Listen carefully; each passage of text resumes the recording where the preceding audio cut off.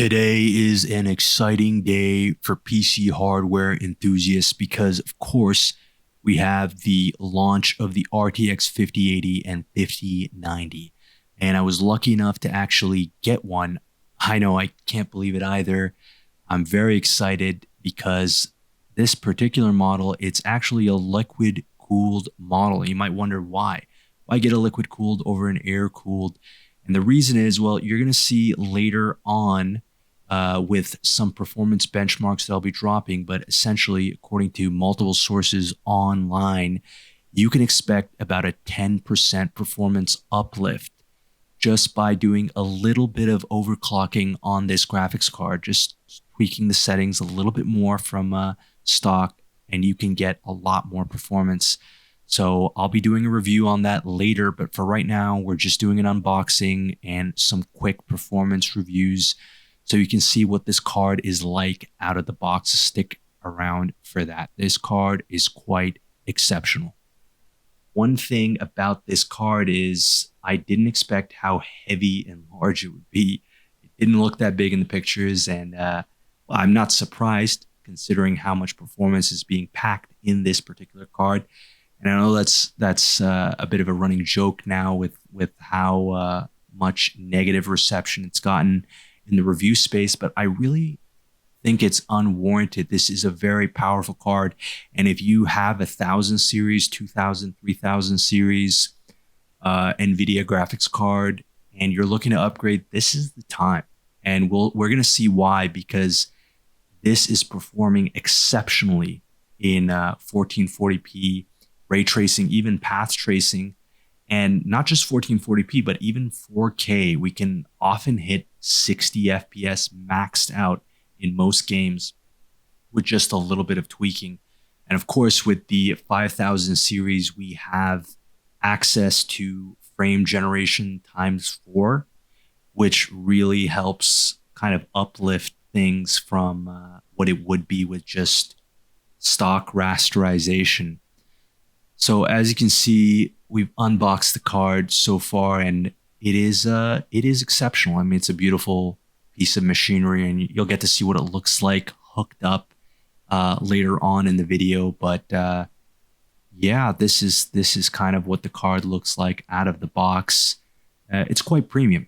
I mean, I will say it's quite premium. I've owned a few graphics cards in the past, nothing quite this high end, and it really stands out. I think the video honestly doesn't do it justice, but the feeling that you get when you remove the plastic wrapping, as you can see right now, it's really unlike anything else, I will say. And this particular model is also featuring a hybrid design. So you can see there's a fan on the graphics card itself, as well as a 360 millimeter radiator. So it has basically 320 millimeter fans hooked up, and everything is ready to go out of the box. So you don't really have to worry about hooking up the fans or configuring the fans. All you really have to do is mount it, and I would recommend mounting it to the top of your PC case, which is what I'll be doing, as we'll see later on. So yeah, without further ado, I'm going to switch over to show you what it's like in the installed build. Here it is hooked up to my system, and I'll have the specs as well as the case in the description if anyone's interested. But as you can see, it is quite a gorgeous card, and really the video doesn't do it justice. One thing that especially stuck out to me was the level of customizability and the power of the RGB in this graphics card. It's typically something you see in keyboards. Most graphics cards have a stock setting that just runs. With this one, there is a great degree of customizability. You can change the colors, the animations. You can really do a lot. You can even synchronize it with the rest of your fans if you hook it up to the controller. And like I said, really, there's no need for any kind of customization once you hook it up. You basically mount it to your case and you hook up the graphics card, and really there's not much that needs to be done. So it was a very easy install. as far as graphics cards go, especially considering it's liquid cooled. So that is what it looks like, and we'll get to some gameplay in a bit here. So we have Ninja Gaiden 2 Black, the remastered version that recently came out a few weeks ago. It has ray tracing and it's kind of poorly optimized, which is why I chose to display it, because a lot of graphics cards can barely run this. So as you can see, I have all my settings essentially maxed out. I am using DLSS, but the lowest version possible, DLAA, no frame generation. This is in 1440p with all other settings being maxed. And I'm getting around basically 70 to 80 frames per second. We are having some drops here and there, but for the most part, this game runs pretty stably around that 80 frames mark, which is quite smooth, quite fluid, and it's quite important for a game like this. So it's basically a pretty impressive result, because I did try this game out with the 4070 Ti Super, and I was having difficulty even reaching 60 frames with ray tracing on. Often I had to turn ray tracing off just to play this game. And I know a lot of people say, do you really need ray tracing? Maybe, just turn it off and you can basically run whatever. The thing about ray tracing is nowadays it's becoming required for most graphics cards. And most games, it's becoming required. If you don't have ray tracing, you can't even launch the game.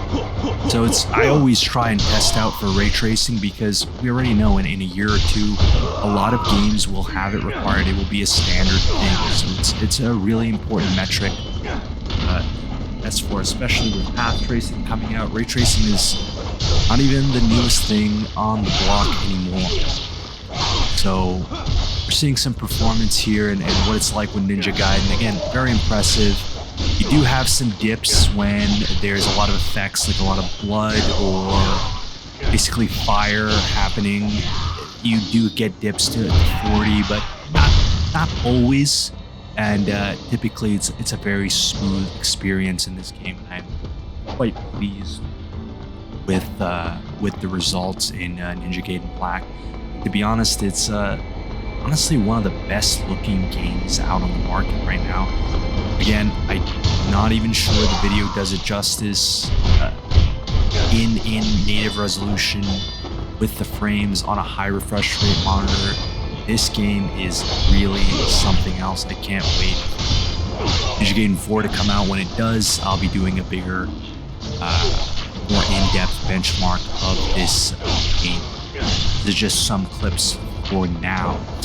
And now we're going to move on to basically Starfield. So this is a game that just came out 2 years ago, and honestly, it runs pretty good on this graphics card. Again, I'm not using DLSS, I'm not using frame gen, everything's maxed out 1440p. Now you can run this at 4K, and I will be doing more in-depth benchmarking with 4K. I just wanted to start with 1440p because we get to really see this graphics card go all out with this setting. So 1440p is quite nice in this graphics card. I really wanted to showcase that, and there's just some space gameplay with a lot more particle effects, just to kind of showcase what it's like under load. Now I will note, this is one of the rare modern games without any ray tracing. I have heard there's a mod that lets you enable ray tracing. I will be trying that out, but for now I'm just running the game basically stock. So that's Starfield. And finally, I wanted to basically show the Cyberpunk 2077 Phantom Liberty benchmark. Now, a lot of people have said that this benchmark isn't really indicative of the results you would get in game. I find that it is. I've tried to stress test this game in various different modes, and I find that the benchmark does a really good job of showing what this game looks like under load. I did try it out with some other gameplay and I found it to be pretty consistent. If anything, for the most part, with these settings on, we're getting around 100 FPS in times where basically there isn't a lot going on. So when you're inside, indoors, not a lot of NPCs around, you can get up to 150 FPS with these settings on. And again, this is maxed out settings, path tracing, everything, 1440p. We are using frame gen time 2, taking advantage of the 5000 series feature here, but it's still pretty impressive all things considered. DLSS quality, frame gen times 2, and we're still getting around 91 FPS on this card. Honestly, it's quite something, and I look forward to doing some benchmarking after the overclock. I'm pretty sure I can get a lot higher, maybe even 110, maybe even 120 FPS with these same settings. So thank you guys for watching, and I'll see you guys in those future videos. Don't forget to subscribe so you can take a look